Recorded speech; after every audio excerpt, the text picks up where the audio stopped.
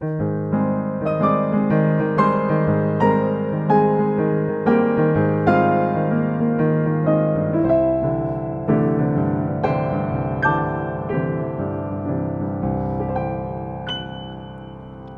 everybody, Joshua here with the Heavy Piano YouTube channel. Today's tutorial will be Nick Drake's Riverman.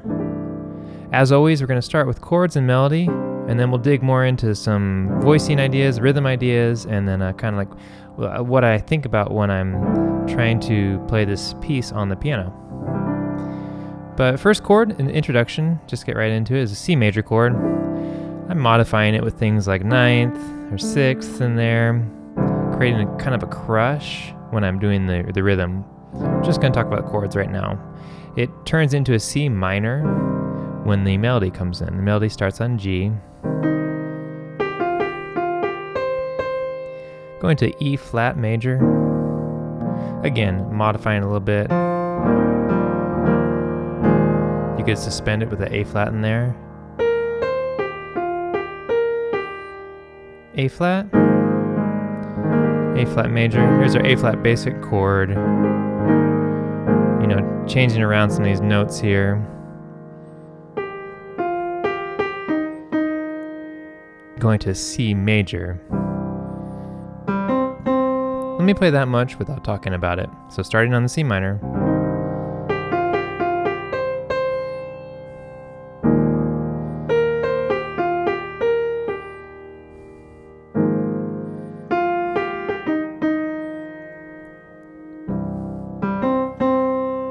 Okay, so it's basically that melody throughout. The rhythm changes a little bit, and I encourage you to go back and listen to Nick Drake's recording of this, and try to actually play along and get some of the feel of the rhythm in the melody, because it really, a lot of the feeling of it is what kind of like changes the verses from verse to verse or from line to line. But those chords, C minor, E flat major, A flat major, maybe a 7th in there, C natural. That's the verse progression. There's that little bit in there, the descending line, when it goes to A flat.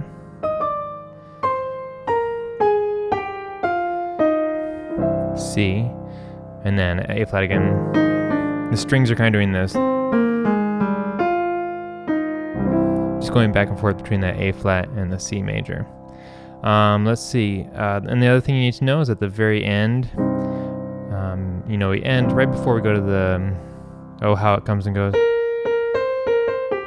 That little line is over C minor.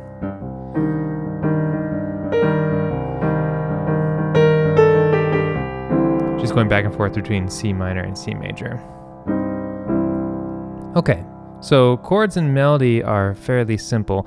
The thing that I found the most difficult about playing this piece in a way that I liked on the piano was trying to get the vibe and the energy and the emotion of the piece, because the chords themselves are fairly simple, melody's fairly simple, but it's the way everything weaves together. And if you ever have the opportunity to listen with headphones, it's really cool how the strings and everything work together, and then you have this 5/4 rhythm going on. And honestly, until I started to learn this was a request long time ago from a follower of the channel. Several followers of the channel have asked for this song on the piano. It wasn't until I started to okay, let me learn it, that I actually didn't realize it was in 5/4. And one of the hardest things for me was not to make the 5/4 1 2 3 4 5 1 2 3 4 5, but just like have it flow without it feeling like this 5/4. So let's talk a little bit about the patterns I'm doing in the left hand. So we're starting out in that C major in the introduction.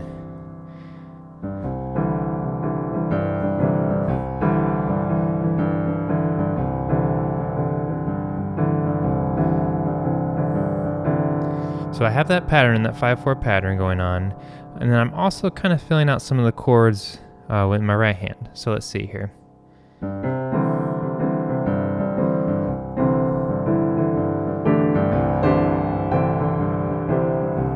You can use that open 4th sound, kind of move it around, see what kind of sounds you like. This is weird to talk about. I use my keyboard for these videos because it's much easier to set up and kind of create these videos for tutorials with this setup with the desk for the chords and all that. And then also if I want to create MIDI for people, I can do that. But it sounds so much different, and the emotion and intensity of the sound is so much different than on the keyboard.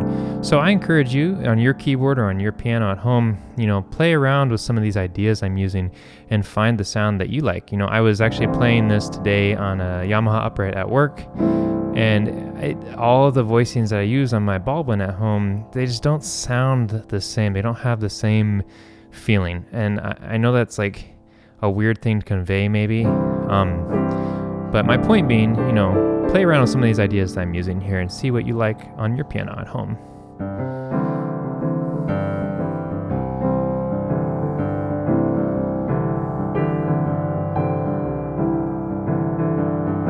So when I get out of the C minor, we'll go into that when I get out of the C major, I'm going to go into the C minor. There's my voicing there, D, E flat, D, E flat, G.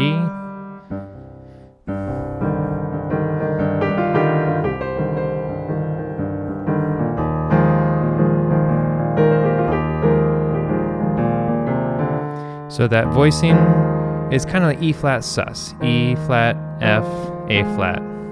And then I am walking up with my pinky to the A flat. Let me do that much again.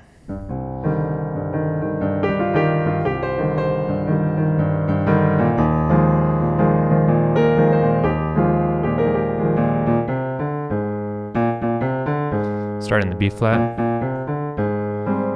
There's my voicing there. I got the G for that major 7 sound, doubling the A flat and C.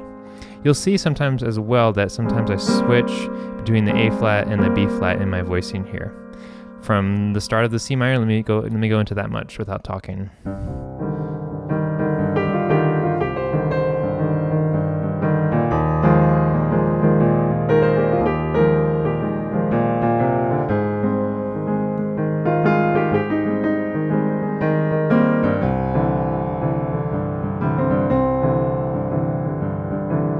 So again, one of the things I had a really hard time with was getting the flow to feel right without it being da da da da da. You know how the difference between like film and digital when you're talking about cameras, right? Like you can zoom in on film and it gets blurrier, but you zoom in on digital and eventually you start to see like jagged edges. And I feel like a lot of times if you have a classical music background, when you try to swing or try to have things have a certain feel, this is just my opinion, that it becomes like the zooming in on a digital image where it becomes jagged, like you're subdividing, and everything's got to be subdivided. And especially for me, because the 5/4 didn't come too naturally, I had a hard time making it feel a certain way without, 5/4, 5/4. And I don't know if that makes sense or not. But one of the things that really helped me was I had a metronome that counted in 5. So it was 1, 2, 3, 4, 5, 1, 2, 3, 4, 5. It accented the 1, and that helped me kind of get the pattern down in my left hand, practicing that slowly. And then also playing along with recording. So once I did get the pattern in my left hand, I would just practice playing the pattern on the chord changes in my left hand along with recording of Riverman. So let's see here. Let me go into the last time going through that chord progression: C minor, E flat, A flat, C natural, and then going into the little descending line that I pulled out of the song.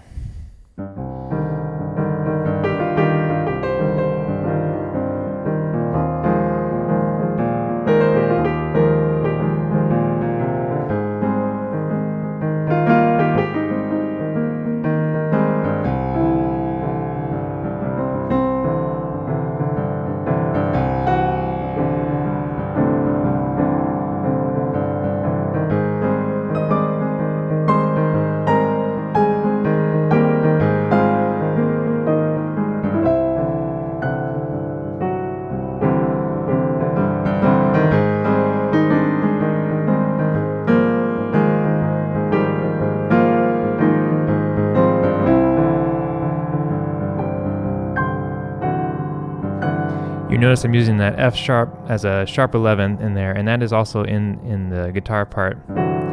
It starts creeping in there, maybe a few lines in or a few verses in. I'm kind of emphasizing. Let's see here.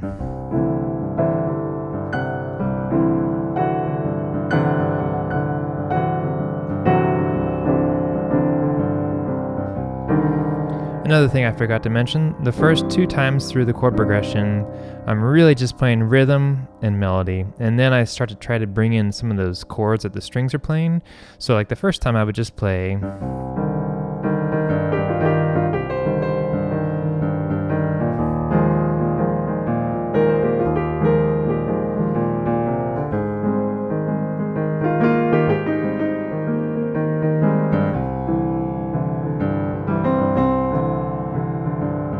chord,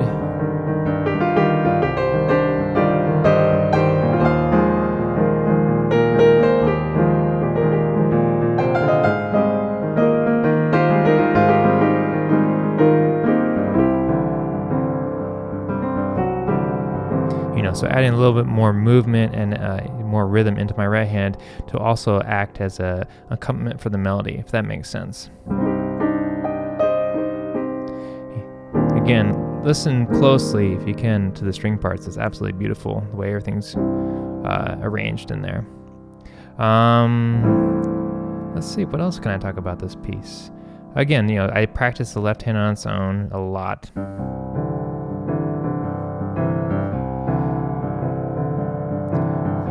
2, 3, 4, 5, 1, 2, 3, 4, 5, 1, 2, 3, 4, 5, 1, 4, 5, 1, 2, 3, 4, 5, 1, 2, 3, 4, 5, 1, 2, 3, 4, 5, 1, 2, 3, 4, 5. It's funny because it gets choppy again on this keyboard. The action is different than my piano. I'll stop. I apologize. I hope I'm not making too many comparisons between the keyboard and the piano, but the feel of the instrument is very important to the player, because it does. The way, actually, our perception of touch is affected a lot by the sound of an instrument, of a piano. And the way an instrument plays, the way a piano plays, will feel differently based on how the sound reaches your ear. It's very interesting. So, practice the metronome, play along with the recording to try to get the feel of Nick Drake's, the way he's, singing the lyrics. But the vibe I was going for was like rhythmic but chill, kind of the feeling of the piece to me, the recording that I really enjoy. But let's see, I think that's most of it. Chords. This beautiful descending line. That is definitely a part where I will switch between the A flat and B flat in the rhythm.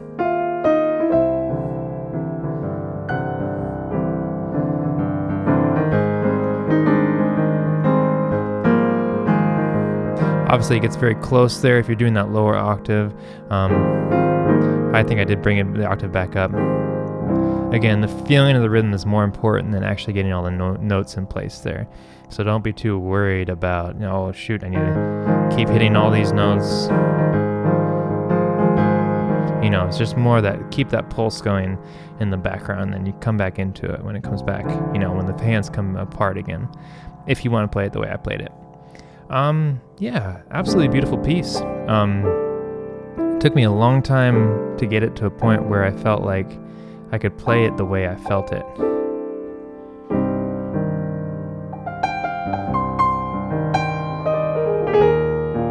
I'm doing some of these runs.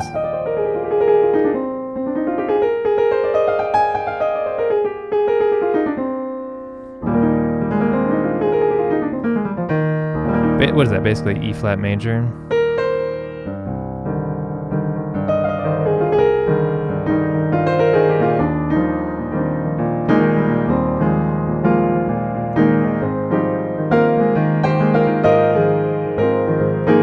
Some more of those fourth kind of voicings I'm using.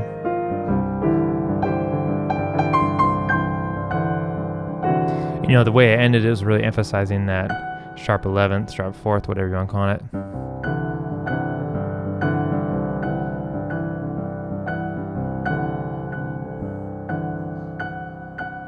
Again, that's just how I felt it and how I played it, but I hope you found this tutorial helpful. If you have any questions, leave them below. I'll try to get back to you. big thank you to my patrons on Patreon for supporting this channel and encouraging me to keep making stuff for everybody.